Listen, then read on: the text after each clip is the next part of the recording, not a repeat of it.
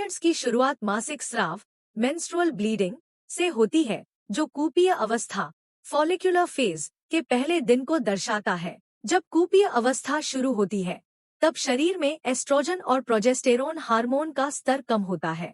इस कारण गर्भाशय की मोटी परत की ऊपरी परतें टूटकर बाहर निकलने लगती हैं, जिससे रक्तस्राव होता है। इसी समय पिट्यूटरी ग्रंथि अंडाशयों को फॉलिकल स्टिमुलेटिंग हार्मोन FSH भेजना शुरू करती है, जिससे अंडाशयों में लगभग 5 से 20 कूप फॉलिकल्स का विकास शुरू होता है। हर कूप में एक अपरिपक्व अंडाणु होता है और वह एस्ट्रोजन का उत्पादन करता है। जल्द ही एक कूप अन्य की तुलना में तेजी से बढ़ने लगता है, जिसे प्रमुख कूप डोमिनेंट फॉलिकल कहा जाता है। जैसे जैसे प्रमुख कूप बढ़ता है, खून में एस्ट्रोजन का स्तर बहुत अधिक बढ़ने लगता है। एस्ट्रोजन का यह बढ़ता स्तर FSH के स्राव को रोकना शुरू करता है, जिससे छोटे कूपों का विकास रुक जाता है और वे मरने लगते हैं, क्योंकि उन्हें अब हार्मोन नहीं मिल रहा होता। शरीर में एस्ट्रोजन की बढ़ती मात्रा यह भी सुनिश्चित करती है कि गर्भाशय की परत पोषक तत्वों और रक्त से मोटी हो जाए, ताकि यदि गर्भधारण होता है तो निषेचित अंडाणु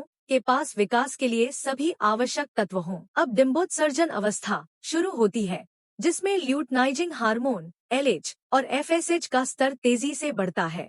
LH का यह तेज उभार प्रमुख कूप को फोड़ देता है और उसमें मौजूद अंडाणु को बाहर निकाल देता है, जो फैलोपियन ट्यूब में जाकर गर्भाशय की ओर बढ़ता है। डिंबोत्सर्जन आमतौर पर इस हार्मोनल उभार के 16 से 32 घंटे बाद होता है, यानी मासिक चक्र के लगभग 14वें दिन। ल्यूटियल फेज में LH और FSH का स्तर कम हो जाता है। अंडाणु को छोड़ने के बाद कूप बंद हो जाता है और कॉर्पस ल्यूटियम बनाता है, जो एस्ट्रोजन और प्रोजेस्टेरोन उत्पन्न करता है। ये हार्मोन गर्भाशय की परत को और अधिक मोटा करते हैं। यदि अंडाणु का निषेचन होता है तो प्रोजेस्टेरोन गर्भावस्था के शुरुआती चरण को समर्थन देता है, लेकिन यदि निषेचन नहीं होता है तो कॉर्पस ल्यूटियम 9 से 11 दिनों में टूट जाता है, जिससे एस्ट्रोजन और प्रोजेस्टेरोन का स्तर गिर जाता है। इस हार्मोनल गिरावट के कारण हम फिर से मासिक स्राव की शुरुआत पर लौट आते हैं, यानी गर्भधारण न होने पर चक्र पुनः शुरू हो जाता है।